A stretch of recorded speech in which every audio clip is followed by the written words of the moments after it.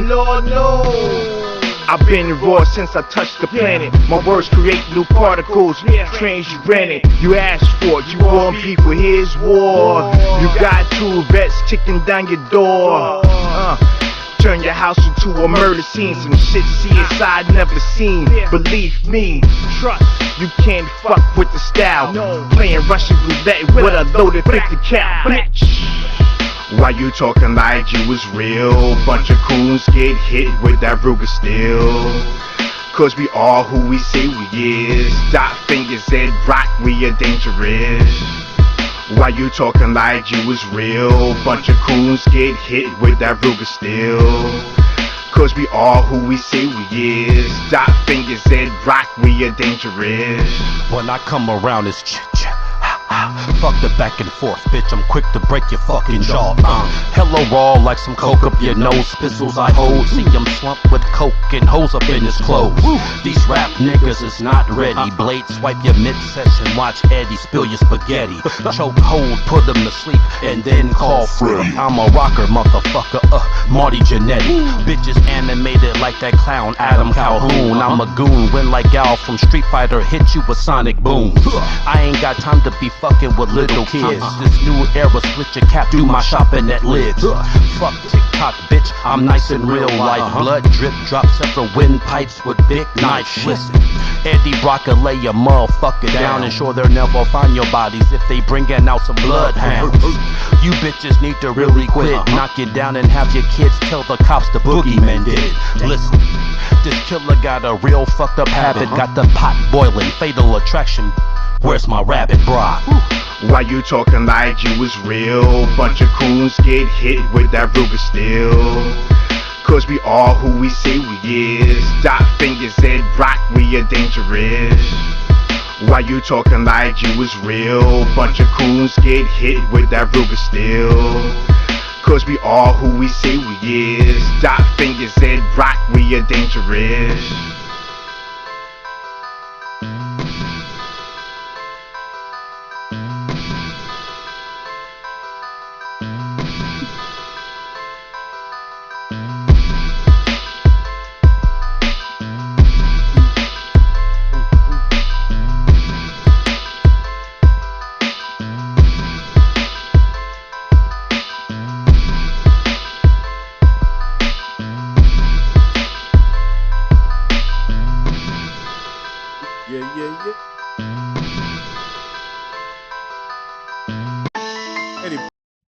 Eddie Brock and Dr. Finger. Yeah. Gotta switch it up. Independent music. You all know what it is. Greetings, salutations. I'm TNathan. That is Bella. And you're listening to Conversations with TNathan on this April the 29th? Yeah, April 29th. Yes, greetings. Thank you all for coming back. Those of you all who were with me earlier when we were listening to the live of the interview with Kamala Harris, Tim Walz on CNN. I got video for that now. I'm gonna play some video. Don't worry, GCPR Network. You're all gonna get it also because I got audio also for you all. How do I sound? Sound check. If it's April, I'm calling ACP. Speaking of which,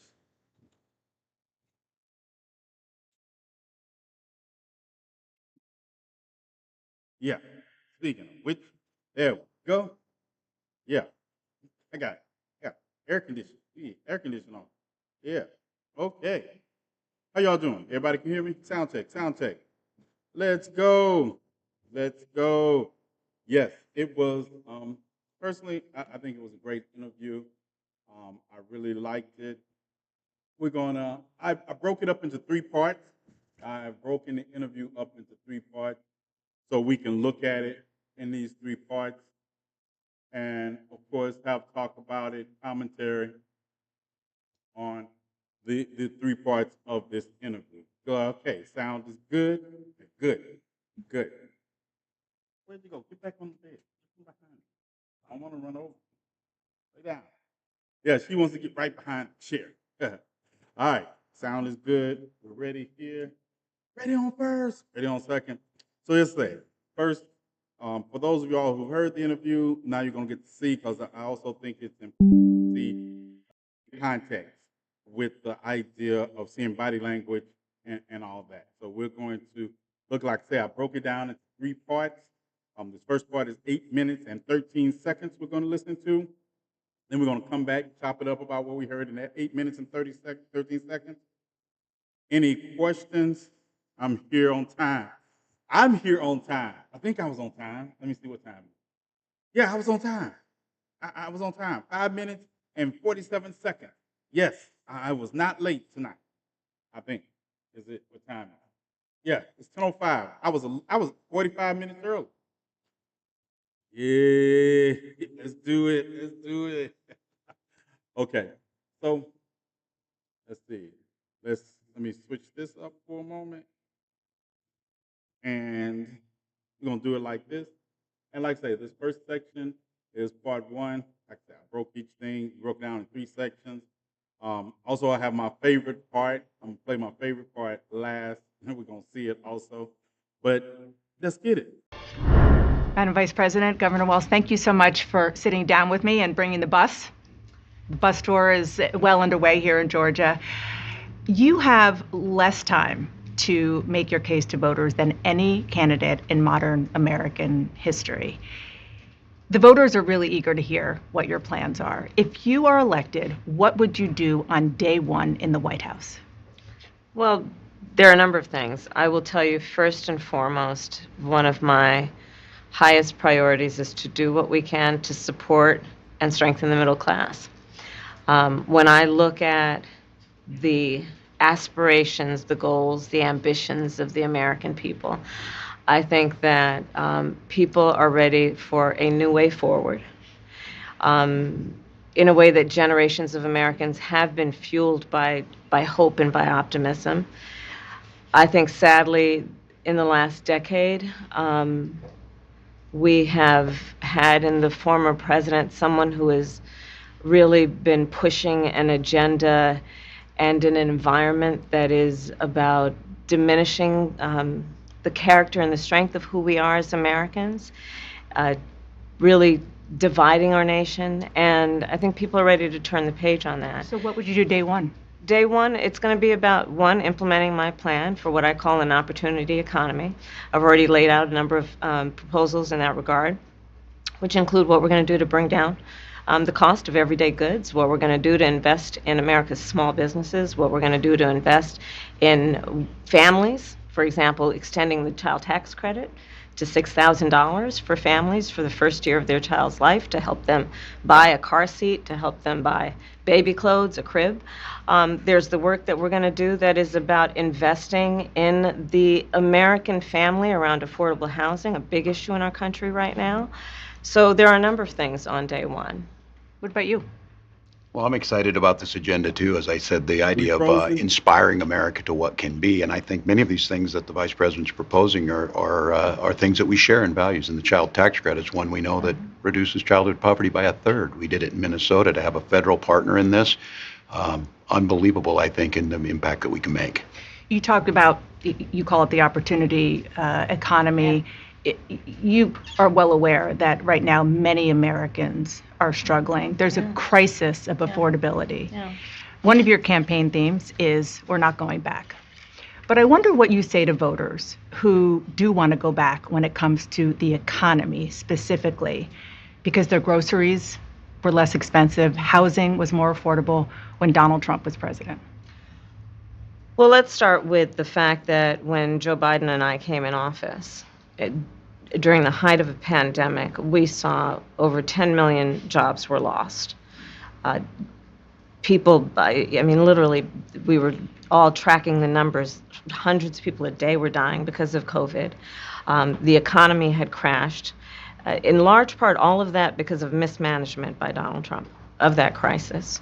When we came in, our highest priority was to do what we could to rescue America. And today, we know that we have inflation at under 3%. A lot of our policies have led to the reality that America recovered faster than any wealthy nation around the world. But you are right. prices, in particular for groceries, are still too high. The American people know it, I know it, which is why my agenda includes what we need to do to bring down the price of groceries. For example, dealing with an issue like price gouging, what we need to do to extend the child tax credit to help young families be able to take care of their children in their most formative years, what we need to do to bring down the cost of housing. My proposal includes what would be a tax credit of $25,000 for first-time home buyers, so they can just have enough to put a down payment on a home, which is part of the American dream and their aspiration, but do it in a way that allows them to actually get on the path to achieving that goal and that dream. So you have been vice president for 3.5 years. Yeah.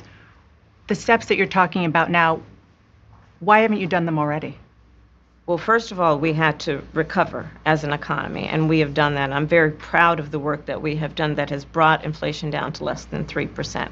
The work that we have done to cap the cost of insulin at $35 a month for seniors.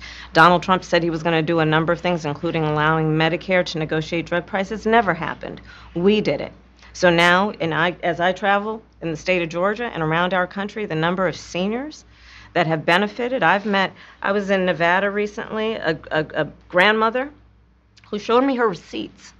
And before we capped the cost of insulin for seniors at $35 a month, she was paying hundreds of dollars, up to thousands of dollars a month for her insulin. She's not doing that any longer. You maintain Bidenomics is a success. I maintain that when we do the work of bringing down prescription medication for the American people, including capping the cost of the annual cost of prescription medication for seniors at $2,000, when we do what we did in the first year of being in office to extend the child tax credit so that we cut child poverty in America by over 50%, when we do what we have done to invest in the American people and bringing manufacturing back to the United States so that we created over 800,000 new manufacturing jobs, bringing business back to America, what we have done to improve the supply chain so we're not relying on foreign governments to supply American families with their basic needs, I'll say that that's good work.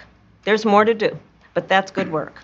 I want to get some clarity on where you stand on some key policy issues.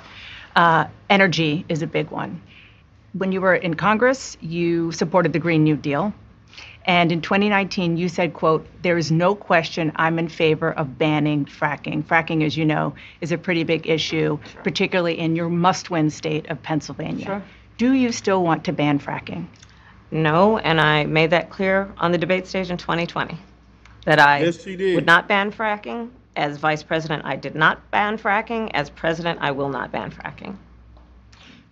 In 2019, I believe, at a town hall, you said you were asked, would you commit to implementing a federal ban on fracking on your first day in office? And you said, there's no question I'm in favor of banning fracking. So yes. So it changed in that campaign? In 2020, I made very clear where I stand. We are in 2024, and I've not changed that position, nor will I going forward. I kept my word, and I will keep my word. What made you change that position at the time? Well, let's be clear. My values have not changed. I believe it is very important that we take seriously what we must do to guard against what is a clear crisis in terms of the climate.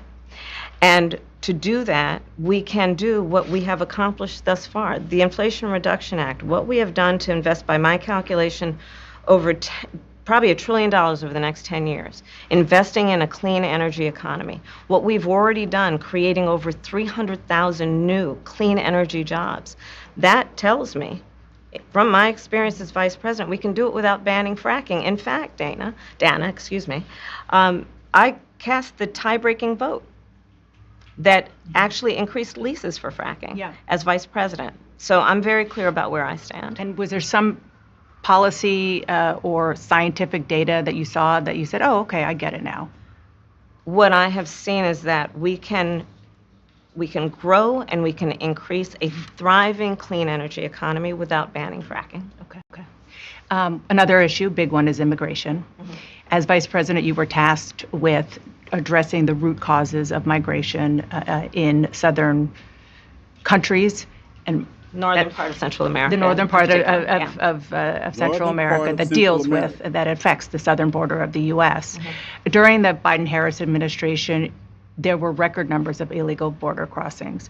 Why did the Biden-Harris administration wait 3.5 years to implement sweeping asylum restrictions? Well, first of all, the root causes work that I did as vice president, that I was asked to do by the president, has actually resulted in a number of benefits, including historic investments by American businesses in that region. The number of immigrants coming from that region has actually reduced since we began that work. But I will say this, that Joe Biden and I and our administration worked with members of the United States Congress on an immigration issue that is very significant to the American people and to our security, which is the border. And through bipartisan work, including some of the most conservative members of the United States Congress, a bill was crafted, which we supported, which I support. And Donald Trump got word of this bill that would have contributed to securing our border, and because he believes that it would not have helped him politically, he told his folks in Congress, don't put it forward. He killed the bill. A border security bill that would have put 1,500 more agents on the border. And let me tell you something, the Border Patrol endorsed the bill. And I'm sure in large part because they knew they were working around the clock, and 1,500 more agents would help them. That bill would have allowed us to increase seizures of fentanyl. Ask any community in America that has been devastated by fentanyl what passing that bill would have done to address their concern and a pain that they've experienced. So you would push that legislation again. I just want to ask Not only push it, I will make sure that it comes to my desk and I would sign it. Just one other question about something that you said in 2019 when you first ran. There was a debate. You raised your hand when asked whether or not the border should be decriminalized. Do you still believe that?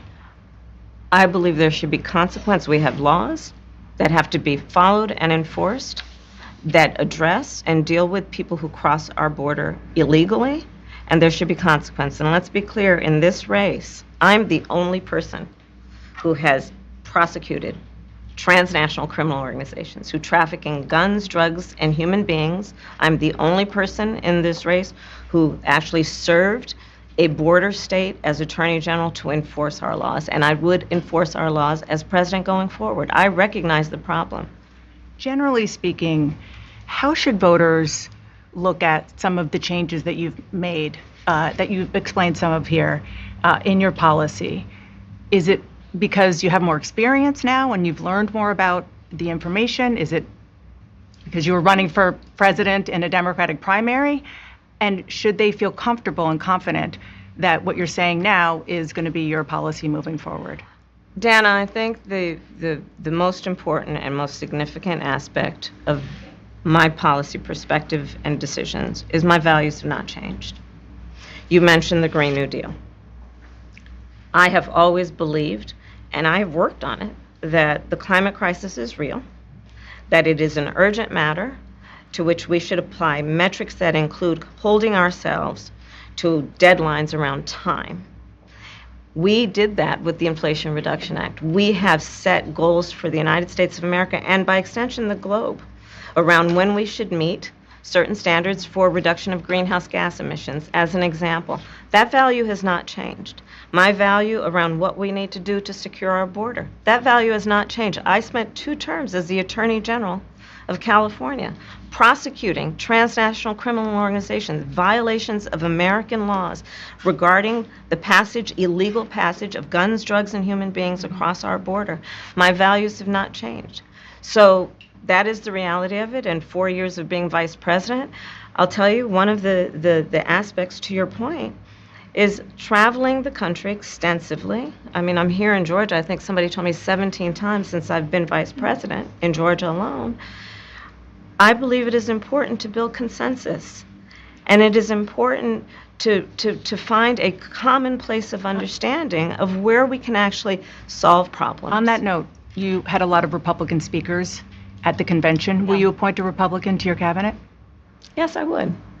Anyone in mind? Yes, I would. No one in particular in mind. We got 68 days to go with this election, so I'm not putting the cart before the horse, but I would. I think it's really important. I have spent my career inviting diversity of opinion. I think it's important to have people at the table when some of the most important decisions are being made that have different views, different experiences. And I think it would be to the benefit of the American public to have a member of my cabinet who was a Republican. I want to ask you about your opponent, Donald Trump. Okay. I was a little bit surprised. People might be surprised to hear that you have never interacted with him, met him face to face. That's going to change soon. But what I want to ask you about is what he said last month. He suggested that you happened to turn black recently for political purposes, questioning a core part of your identity. Yeah. Any? Same old tired playbook. Next question, Favorite please. answer. That's it? That's it. Okay. Let's talk about some foreign policy issues that would be on your plate if you become commander in chief. President Biden has tried unsuccessfully to end the war between Israel and Hamas in Gaza. He's been doing it for months and months, along with you. Would you do anything differently? For example, would you withhold some U.S. weapons shipments to Israel? That's what a lot of people on the progressive left want you to do. Let me be very clear. I'm unequivocal and unwavering in my commitment to Israel's defense and its ability to defend itself. And that's not going to change. But let's take a step back. October 7, 1,200 people were massacred. Many young people who were simply attending a music festival. Women were horribly raped. As I said then, I say today, Israel has a right to defend itself. We would. And how it does so matters. Far too many innocent Palestinians have been killed. And we have got to get a deal done. We were in Doha. We have to get a deal done. This war must end. And in the meantime, and we must get a deal that is about getting the hostages out. I've met with the families of the American hostages. Let's get the hostages out. Let's get the ceasefire done. but no change in policy in terms of arms and so forth. No, we have to get a deal done. Dana, we have to get a deal done. When you look at the significance of this to the families, to the people who are living in that region, a deal is not only the right thing to do to end this war, but will unlock so much of what must happen next. I remain committed since I've been on October 8 to what we must do to work toward a two-state solution, where Israel is secure and in equal measure the Palestinians have security and self-determination and dignity. He suggested that you happened to turn black recently for political purposes, questioning a core part of your identity. Yeah. Any? Same old tired playbook. Next question, please.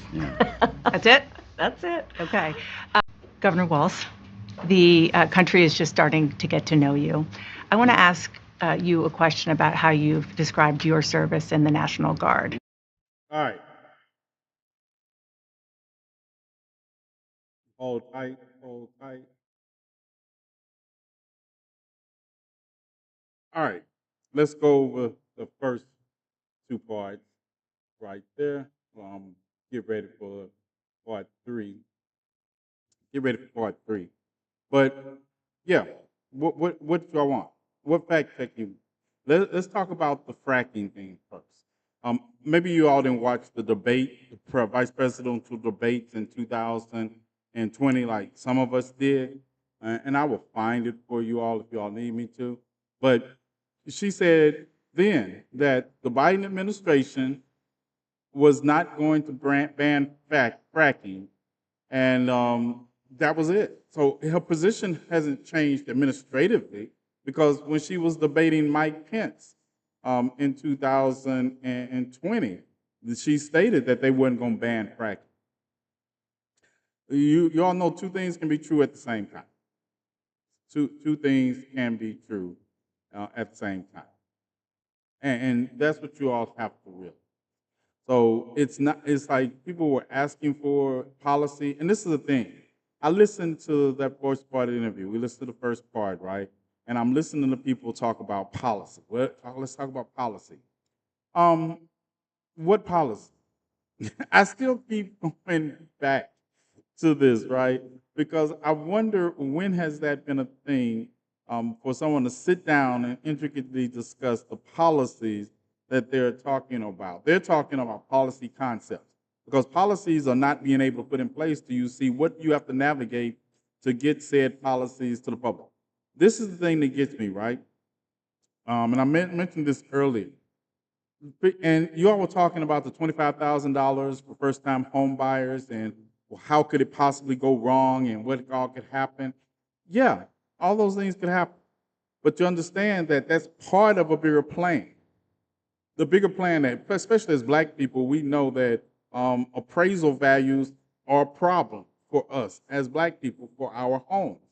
So the $25,000 tax credit, which is really going to be a tax credit, investment in houses. People say, well, people just raise the amount of the house. Yeah, then you run into other kinds of federal law violations when you deal with appraisal, when you deal with property taxes. All those things are intertwined. So you all just, it's not just arbitrary, it becomes illegal at some point. And you also have to do things like, she's already said she's going to tackle price gouging. Price gouging extends beyond just food, people. It extends beyond just food, gasoline, hotel room. All these things are capable of price gouging. That's why I didn't understand people were giving a pushback. Oh, this isn't impossible. I get so tired of people talking about what's not possible, and they want to do nothing in the face of not being anything being possible. That's amazing to me. That's what I find amazing. Everyone says, "Oh, that's not possible." You never did this before. No. And I listen to people that can't strategize their way out of a paper bag, talking about what's not possible because of this, this, and this. And I'll be like, you all don't make any sense. And I want to tell some of y'all don't make any sense, but then your feelings get hurt, and then I have to box. But y'all don't make any sense because you're not trying to figure out a way to solve the problem. You're just sitting around doing nothing, talking about people that are trying to figure out a way to solve the problem. So that's what she's, and don't get it twisted. This election comes down to two choices. Two choices. All you people talking about third-party candidates, I'll see you next election. Why don't y'all start that after this election? But it comes down to two choices. So all this extemporaneous BS that you all be talking about, we're not going to have a one-issue debate on voting for president of the United States. That's just not going to happen. We're not going to be able to help anybody else till we figure out a way to help ourselves. And this is the best chance we have to change. So don't get it twisted. Don't get it twisted. Don't get it twisted when you hear people like me talking about it either, because I told you last thing. Now, the 300,000 new jobs created under the green system, yeah, that's probably an exaggeration, because last time I read about it, those 300 jobs were the jobs expected to be created. And I think, if I'm not mistaken, since 2022, there have probably been about half that many jobs created. But we're talking about the overtime life of the plan. So you can call that a fact check if you want to, because I do believe only 150,000 jobs have been created in the green new energy deal that they were talking about as of right now. But the projections are about 300 to 400,000 people. When we talk about what did I miss? And when they did, we jab to the left, leave and fight in theory. All right. It is astonishing to me how many people do not know how the government works. That is astonishing to me also, especially people that talk so much about it. People that talk so much about it, like even the Israel support thing. I mean, I'm 57 years old. Israel was created about 76, 78 years ago, right? And the United States has been its staunchest ally and financial supporter since then. So you all are asking for something that is embedded in the culture of this country to just stop overnight. And that's why I say I have no respect for the Abandon Harris movement, because you want influence, but you want that influence to come without your commitment. That's not how this works. That's not how politics in this country works. I can't stand it, but I know how it works. And it doesn't work that way. You don't go into these situations demanding somebody do something when you're not willing to take a chance on supporting them. Kanye, Cornel West, I see you. Gil Stein, I see you. And I will not forget this moment. That's another thing. I'm not forgetting any of these people. Any of these people taking these stances that are going to be contrary to the stance of change in this country, I'm not forgetting them. I know a lot of you all like to sing Kumbaya. I won't be singing Kumbaya. I won't be going high when they go low. I am going to meet them under their shoe. Yeah, I'm dragging them down from under their shoe. So all that, we have to realize that a lot of these people don't know how the country works. When I listen to people, I told you all that this so-called interview, CNN not gonna care who get an interview now. I told y'all that too. I said once the first news station gets their interview, they don't care about who else gets it. They don't care if anybody else don't get it, because they'll be have to play the lead audio from their interview. They don't care, because at the end of the day, all them people that were calling for interview were either news media or MAGA supporters. And I think it's ironic that MAGA supporters are calling for an interview from the legacy media when they're just going to call it fake news anyway. Left up to me, y'all better be lucky I wasn't asked to be a strategic advisor on this campaign. I'd have said, you don't sit down with an interview until after the September debate. Say everything you got to say in the September debate. Yeah, that would have been me. Because I listened to this interview. Number one, I didn't hear anything in this interview I didn't already know. I didn't expect to hear. The interview was not going, when they announced the timing of the interview, I said, it's not long enough to have a policy discussion, because number one, a policy discussion will also involve economic experts. They will involve people that understand how geopolitics work. That's what you sit down and have economic discussions with, because obviously Trump didn't discuss his economic plan with anybody when he decided to lose a trade war with Japan and with China, and increase our trade deficit with China, thinking that tariffs somehow was going to lower it. But I still want somebody to tell me how Donald Trump plans to pay for IVF treatments for any woman or family that wants them. I happen to know how much IVF treatments cost per time and how many times that they fail on the first 2-3 chances. You understand? We're talking about tens of thousands. You're talking about a $25,000 first home credit. You're talking about $10,000 of treatment for any woman that wants. We talk about where money gonna come from, but nobody's asking that question. Nobody's asking that question. But the black woman got to give policy on her ideas when her ideas are still better than what we have or what Donald Trump presents. This is the man that went out and talked about Tic Tac prices. This is the man that told you all Mexico was going to pay for a wall. This is the man that told you we're going to build 1,000 miles of border wall on the border. Mexico was going to pay for it. How much? Number one, that's not even how our Treasury Department is set up. But people ran with it. MAGA supporters right now will come in my comment section talking about Trump did this, Trump didn't do anything. And all you stupid ass people out there talking about you're voting for Trump because you got a stimulus check when a 1.5 million Americans died, and that check came from Congress and it's tax money. It came from the people that died. You all some weak ass bitches, because your vote only costs 79 cents a day. For 79 cents a day, you too can be stupid. I'm still waiting on my daily snack. I don't got it hidden either. It's right over here. It's not even hidden. It's right behind my other monitor over here. And that's another thing. We talk about tax plans, and we talk about all these plans, but what about this income tax cut for the middle class that lasted 2 years, but the cuts from, I think corporate tax rate went from 35% to 21% under Trump, and that's permanent until it gets changed again? You're wrong. they remade the child in vitro one trial. This is the things I have to put up, GCPR. Yeah, this is the things I have to put up with from Pirate Angel. But this is the thing. I said, this is the interview. This is the interview everyone was crying about. I want to know something that you all learned about policy from this interview that you didn't know. Who was listening to this interview and said, this is it? This is my defining factor that I'm going to support or not support Kamala Harris. We have 68 days. Yeah, I don't care. Give interviews all you want to, but at the end of the day, you all want change or you all want to just talk about change? Because change is going to require commitment from you all. You want Rachel Maddow to enter? Why? Why? Why not Joy Reid? I want BET to interview her. Why? Why? You got Dana Bash just interviewed. Dana Bash is a great interviewer. What more do you all want? I'm just curious. I'm just curious.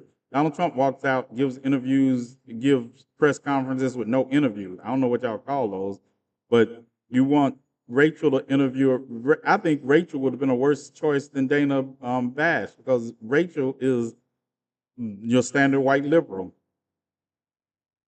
I said it. She is. I don't dislike her, but she's your standard white liberal, and they are flawed when it comes to asking hard-hitting questions. But this isn't a hard-hitting question time. There is what more? What different questions did you want Rachel Maddow to ask that Dana Bash didn't ask? I'm just saying. What did you need to hear in this interview that you didn't hear? We could put this interview on repeat and just switch out the players. See, that's what I don't understand. You all talk about change, but you really just want the status quo under different people. Because you can just rotate the same questions out. Because it's a stupid exercise to believe that you can have a policy discussion in 20 minutes. I think that's a stupid idea. We can't have a policy discussion in 20 minutes. Reaganomics, I never saw Ronald Reagan sit down and give a policy discussion on Reaganomics. I never saw Joe Biden sit down while he was running, especially 40 days into it, running, talking about the American Rescue Plan. Never. I didn't. I didn't see President Obama sit down and talk about the policy of how we were going to arrive at universal health care. We still haven't got there. All they did was say, this is what I would like to have, this is what I would like to do, and if given the chance, this is what I'm going to do. But, okay, let's get to this next part before, so I can critique it too, or critique the responses to it. Let's get it. Governor Walz, the country is just starting to get to know you. I want to ask you a question about how you've described your service in the National Guard. You said that you carried weapons in war, but you have never deployed actually in a war zone. A campaign official said that you misspoke. Did you? Well, first of all, I'm incredibly proud. I've done 24 years of wearing the uniform of this country. Equally proud of my service in a public school classroom, whether it's Congress or the governor. My record speaks for itself, but I think people are coming to get to know me. I speak like they do. I speak candidly. I wear my emotions on my sleeves, and I speak especially passionately about our children being shot in schools and around guns. So I think people know me. They know who I am. They know where my heart is. And again, my record has been out there for over 40 years to speak for itself. And the idea that you said that you were in war. Yeah. Did you misspeak as the campaign has said? Yeah, I said we were talking about, in this case, this was after a school shooting, the ideas of carrying these weapons of war. And my wife, the English teacher, told me my grammar's not always correct. But again, if it's not this, it's an attack on my children for showing love for me, or it's an attack on my dog. I'm not going to do that. And the one thing I'll never do is I'll never demean another member's service in any way. I never have, and I never will. One other question, because again, this is all new. Yeah. This was not, however many days ago, this was not on either of your bingo cards, especially yours. You had to clarify that you had said that you and your wife used IVF, but it turned out you used a different kind of fertility in order to have children. And then when you ran for Congress in 2006, your campaign repeatedly made false statements about a 1995 arrest for drunk and reckless driving. What do you say to voters who aren't sure whether they can take you at your word? Well, I've been very public. I think they can see my students come out, former folks I've served with, and they vouch for me. I certainly own my mistakes when I make them. The one thing I'll tell you is I wished in this country wouldn't have to do this. I spoke about our infertility issues because it's hell, and families know this. And I spoke about the treatments that were available to us that had those beautiful children there. That's quite a contrast in folks that are trying to take those rights away from us. And so I think people know who I am. They know that record. They've seen that. I've taught thousands of students. I've been out there. And I won't apologize for speaking passionately, whether it's guns in schools or protecting of reproductive rights. The contrast could not be clearer between what we're running against. The Vice President's position on this has been clear.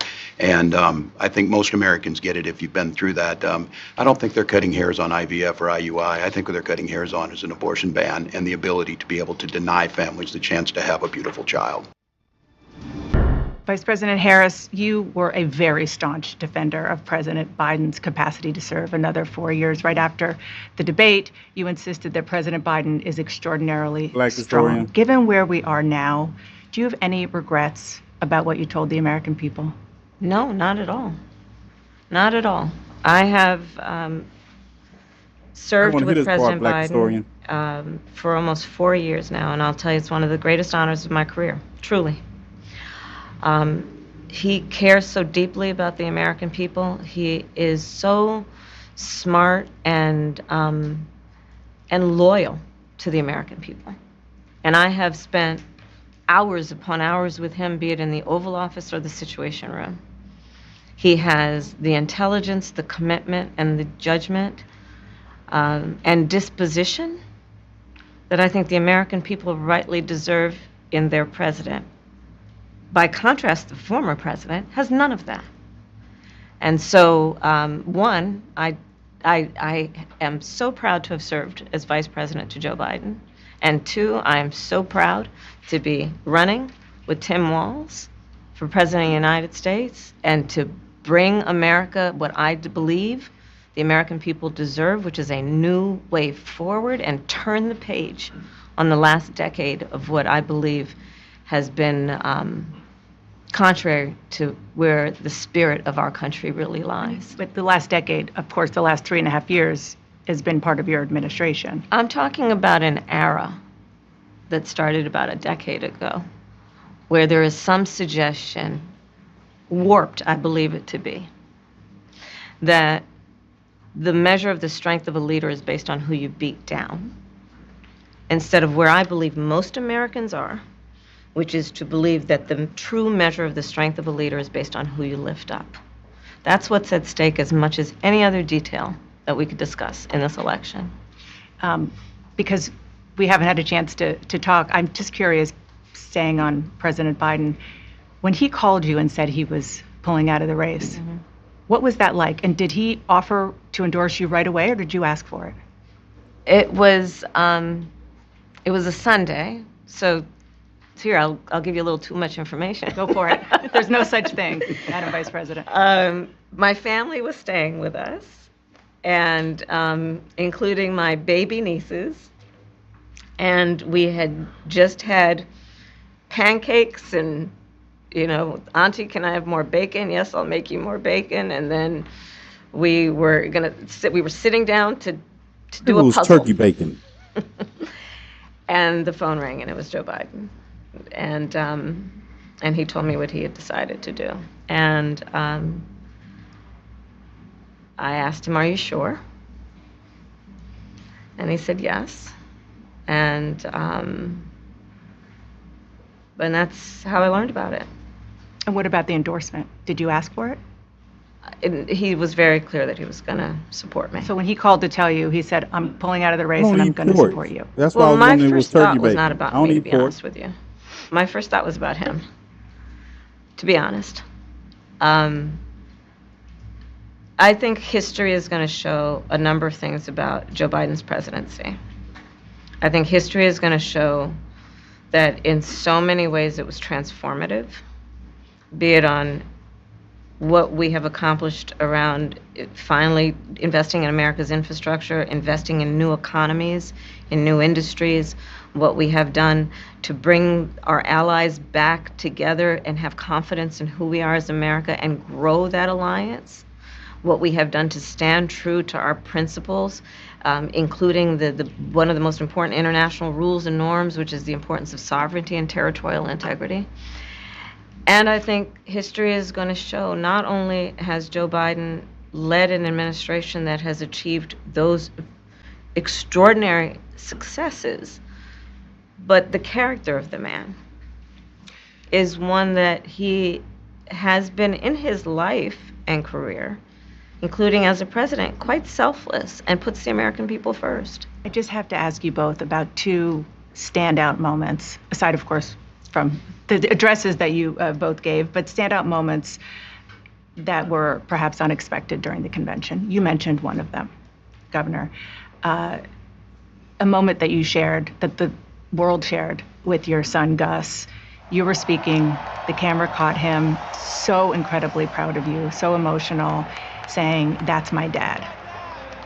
Yeah, I don't know as a father I could have ever imagined that. I'm grateful for so many reasons to be on this ticket, but that moment, to understand what was really important, to have my son feel a sense of pride in me, that I was trying to do the right thing. And it was, you try and protect your kids, it brings notoriety and things, but it was just such a visceral, emotional moment that I'm grateful I got to experience it, and I'm so proud of him. I'm proud of him. I'm proud of Hope. I'm proud of Gwen. She's a wonderful This mother, made and me these cry. are great kids. I And never- I I've think the never one cried thing in is a talking about the political era we're in environment is in my our life. politics can Gus be brought better. tears to my It can eyes. be different. We can show some of these things, and we can have families involved in this. And I hope that there was I hope people felt that out there, and I hope they hug their kids a little tighter, because you just never know, and life can be kind of hard. And last question, Madam Vice President, the photograph that has gone viral.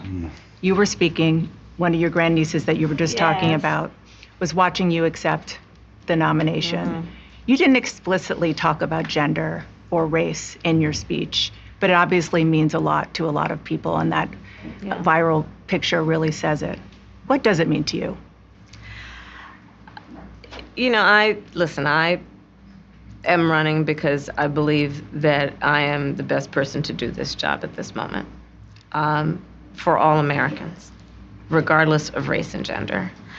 But I did see that photograph, and I was deeply touched by it. And you're right, it's the back of her head, her two little braids, and then I'm in the front of the photograph, obviously speaking. And it's very humbling. It's very humbling in many ways. Did she talk to you about it afterwards? Oh, she had a lot to talk about. She had a lot. She listened to everything, and she listens to everything. She gave you your hot takes? Oh, yeah, definitely. Uh-huh. Madam Vice President, Governor Walz, thank you so much for your time. Appreciate it. All right. All right. Hold on. So there's the interview in its entirety. Those were the answers that I guess someone had been waiting on. I don't know. I don't know what more to tell you. What more did they want? You could just put this on repeat. But Donald Trump did say something today that I do want to share with you, because context matters, right? So I'm going to pull up what Donald Trump said today, because you can't make this up. And in You can't make this up. And this is just a jinx spot about what you just heard, and I want you to listen to what he said. and in 6 states, you're allowed to kill the baby after the baby is born. And one of those states is Minnesota, where this tampon Tim comes from. Did you all hear that? Did you hear that? Do you need me to play it again, or did you hear? Where? See, this is what I mean. No evidence needed. Where did this happen? Play it again. All right, I'll play it again for you. Hold on. But I'm sure you heard it. And in 6 states, you're allowed to kill the baby after the baby is born. And you know one of those states is Minnesota, where this tampon Tim comes from. It's only 10 seconds. And in 6 states, you're allowed to kill the baby after the baby is born. And you know one of those states is Minnesota, where this tampon Tim comes from. Yeah. Yeah, you heard it. Where? Where? Somebody tell me, where is that a thing? What state is that a thing in? What state? He said that with his whole chest. 6 weeks. And you all talk about y'all want policy discussion. I like my mic. Like my mic. It's my mic. Testing 1, 2, 3. Yeah, I got it. Yeah, I go through I go through mics. I just like the design of it. But that is what he said. Those were his words. That you allow. That's not an abortion. That's murder. It's not the same thing. But you hear, and then the supporters are in the background clapping, like he just dropped the mic moment. Yeah, that is not real. Um, and that's what we compare and contrast to. When I saw the family of the soldier that was buried beside the other soldier that they were taking pictures at, and they got his tombstone in there, and I'm like, oh, there's a report I got to show you. I need to show you all. They just did a survey among veterans, and the overwhelming support that Kamala Harris has among veterans. Why are we surprised? I'm surprised it's not 100%. But why are we surprised? Donald Trump, that video he took at Section 60 of Arlington National Cemetery that is against federal law is still up on his TikTok page. And let me tell you something. I tried making a video addressing it. I got a community guidelines violation. I tried to make a video addressing what he had done as being illegal under federal law, and I got a community guidelines violation for bullying and harassment. It might also have something to do with a couple of adjectives I used, but what's the point? What's the problem? Thank you for all the gifts. Y'all looking to hitting the Cash App up if you want to help me help those who happen to be homeless. That helps also. Thank you for all the gifts. That's what we do with them. That's what I do. That's another reason I do this show is to help those who happen to be homeless also. So a lot of the income from this goes towards that because we're going to do that. And we just had a minor setback here because everybody wants to talk about doing something for the homeless, but nobody wants us to do it in their community. So one of the cities in the county did not vote on they voted to kick us out. Now you know TikTok don't like you. TikTok hates the truth.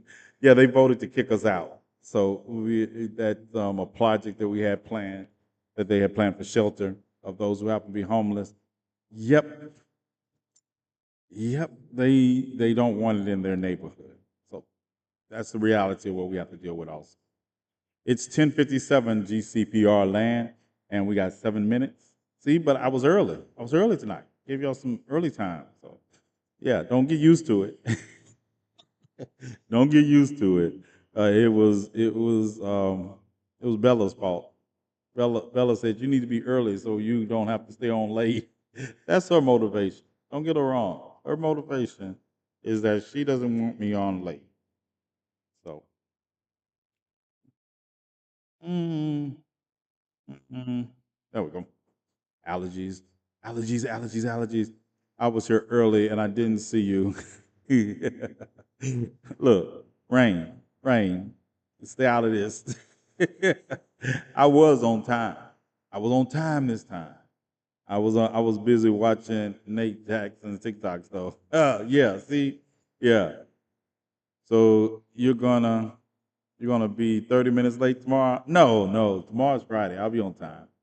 Thank you. Thank you for the that's an interesting gift. It's like you shooting an arrow into a heart. That's painful, isn't it? Yeah, that's painful. So I would like to take this time, and this is for people who know me, and some of y'all don't, but some people will know my reference. When my enemies have something bad happen to them, I be looking for who I need to put money on their books. If you know, you know. I don't. If something bad happens to my enemies, my first thought is it couldn't happen to a better person. Just thought I'd let you know, because obviously everybody is not about that.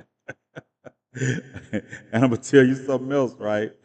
Act like social media is not real life if you want to. I'm just saying, y'all be acting like, if people say, "Oh, it's not real life," I'd be like, "Well, I don't know what world you all live in, but fuck around and find out." Fuck around and find out. I am 100% believer in that, because some people on social media are so brave because they think nobody will ever reach out and touch them. They say, and then people like, "Oh, don't get mad about words," and they just doing this. I was like, "Yeah, say less." It's just look, just say less. I'm just all I could think was finish him in Mortal Kombat. Yep, I'm just saying. So when you all fuck around and find out, understand these consequences. They can they can start on one side of the world and end up on the other side. Some people will pull up, as we have seen. Yes, Shay. Some people will pull up, and some people will show out. And some people are not going to videotape themselves pulling up. But if you do, that's on you. I just want to say, people people call me and say, "Do you know so and so?" I'll be like, celebrating. I'll be like, I'll make sure I throw an extra breast of chicken on the grill on Monday as a celebration. As a matter of fact, I'm going to eat some chicken and rice as soon as I get off of here with you all. Chicken and rice. Chicken and rice. Yes, I like chicken and rice. I like chicken and rice. I like liver and rice. I like I like I like I like food. I like food. People think I like a lot of sweets because I eat stuff like gummies. I like gummies, but I like food. Given a choice between gummies and chicken and rice, I'm choosing chicken and rice. Yeah, that's why I don't make jokes that will get back to me. Also, have you never heard of Carter G. Woodson? Yeah, Pirate. It is on site. I haven't forgot that Carter G. Woodson crack. It's on site. Yeah, I don't know what it's gonna be on site. I'm gonna do, but I'm gonna do something on site because I know we're gonna meet eventually. I didn't see shit. I ain't heard shit. I'm telling you, y'all be careful out there and stop acting like there's not consequences to your action. 10K likes. Y'all just, I'm just saying, that's my side note. And some people know, some people don't know. But if you know, you know. Stop acting like, it be so funny to me, right? Because personally, I know no one shows up in my house. They just send the police. Now, if you know, you know. They send the police, but they don't show up. I know why they don't show up. I know why they don't show up. Is that my nephew? Is that my nephew? I think my nephew is in the chat. Is that the right one? Because I got Jason. Somebody's using your name and they're a hater. That's I have to make sure. I look at the picture, but they don't use your picture. Yeah, they they don't pull up. They don't pull up. They'll send the police, but they don't pull up. And I think it's so funny. And now I know why. Yeah. I'll show up with stolen calypso. Keep pushing me. See, that's my nephew. I do have a track record of beating up nephews. They better ask one of them. I do have a track record. I will beat up a nephew. Y'all need beating up sometime because they'll be like, try unk. I'll be like, nope, this is not the unk you want to try. Yep. But yeah. So hold on, y'all. Let me close out Cause I think Olivia, how much? I got seconds. I ain't even got it up. Let me pull up the podcast. Dun, dun. What's the up, GCPR land? It is your boy TNathan, and thanks for joining me tonight. Tomorrow's the last night of the week for GCPR. We'll be here at around. I'm gonna start saying this right. My show will start around 10 o'clock Central Standard Time, 11 o'clock Eastern Time. Okay? So I don't want to hear when I'm a minute late or a minute early. I said around. Yeah, I'll sit around. So I'll see GCPR. I'll see you tomorrow for the wrap up for the week, where you're listening to Conversations with TNathan. And TNathan is going to bring you a perspective that is uniquely, unapologetically black on politics, social justice, and world events. All right? I'll see you all later on GCPR. All right. Closed out GCPR because y'all be like, he be on there all night. Yeah, yeah, but that is it. What Jason say? Jason take a few of his books at a time. Jason better stick to taking my calypsos. He will definitely write. He knows that calypso I just talk about. He takes some of these books. Yeah, I will tie him up in his own car. Yeah, I will tie him up and I do have I have a history of putting people in the trunk of cars. Um, yep, ask the ops. They will tell you the whole details.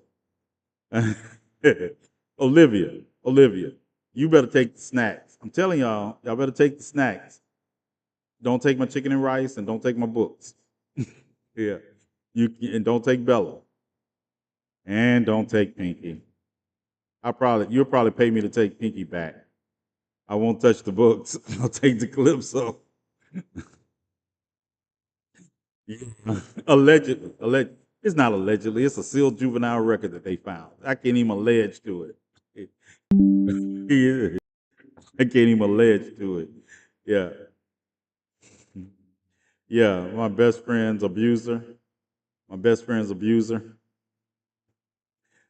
Nah, metal is right. He does not steal anything. He puts stuff up. That's why everybody needs a Nick, but you can't have mine. Yeah. Nick puts things up. Everybody else, my sons, my daughter, everybody else steals stuff when they come visit or take stuff. Nick brings stuff and puts it up. Like I say, you see this? You can see, can't, yeah. Dun, dun, dun. Yeah, Nick did all that. Everything you see over there, Nick did.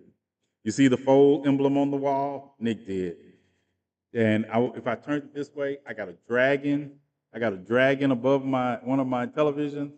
Yeah, every television in this room, Nick put in here. As a matter of fact, Nick is responsible for 3 of these monitors, directly or indirectly. And then I have 6 monitors in this room. Yeah, yeah. I like to get rid of my junk by yeah, no, yeah. And then I have an iron fist. I have an iron power fist that Nick did for me also. I think I'm gonna put it up in the yard. Think next time, Nick, when are you coming down here again? I've been meaning. I need to ask you that. Yeah, when you coming? When you coming? When you coming this way again? It's about that time. It's about this time. I shouldn't. I shouldn't be broke at the end of September. I'm end of September. Yeah, my birthday is October the 29th, y'all. I just thought I'd let y'all know. If y'all want to finance anything Nick want to do around here, I'm just letting you know. October 29th is my birthday, and yeah, I'm looking for ways to pay Nick. Nick want if I can get him here by October. I got some ideas. I need some hooks, Nick. I need more space. I need more space. I need something to do with these cords. I need something to do with the cords because since I moved, I got all these cords and I got this large extent. I did get an extended USB thing, but it's like I got cords. I just put them behind everything. Oh, yours was a week ago? What was a week ago? What was that? What was it? Yeah, I'm a Scorpio. I'm a Scorpio. Yeah, Pinky needs to see her plug. Pinky needs to see her plug. Nick is Pinky's plug, Olivia. Yeah, but what sign was it? Metal Melter, I need to hit you up to make an octopus and a jellyfish.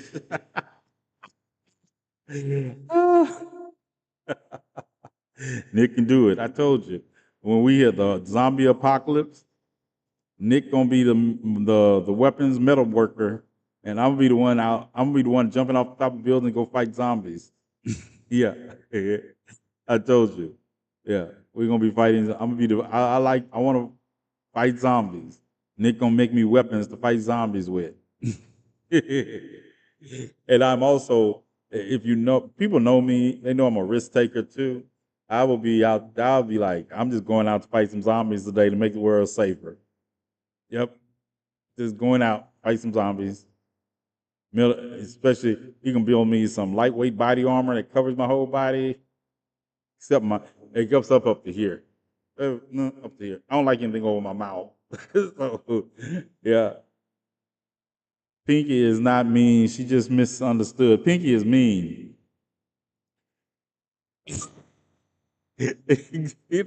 that's right, Penelope. When we watch Leprechaun in the Hood, I told you I will kick Leprechaun. Oh, I do. I do have a new movie I want to talk about. Deliverance. Deliverance. I also got all three of your Tooth Fairy movies also, but Deliverance. I did not know that Monique was in Deliverance, so we're gonna have to watch Deliverance this weekend too. We got Monique. We got David. She played she played Billie Holiday. Um, Audrey. She played Billie Holiday. Audrey Ray. What's her name? Yeah, we got to watch that too. Oh, I guess. Let me see if I can pull. Hold on. Let's go to the Bootleg Theater Museum, and I'll tell you what I'm talking about. Dun, dun, dun, dun, dun. Oh, not there. Then we go here. We type in Deliverance, Lee Daniels, and then it's not 1972. Here it is. All right. We're going to pull up the trailer.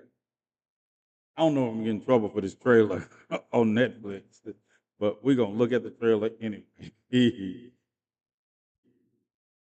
So this is the trailer. This is the movie I want y'all to watch.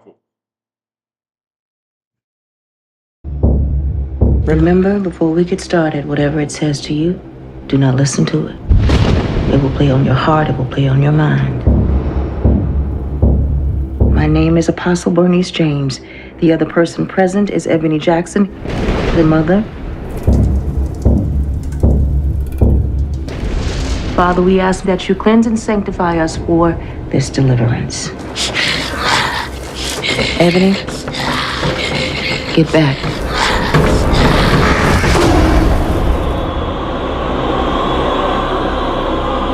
If you believe, you shall be saved.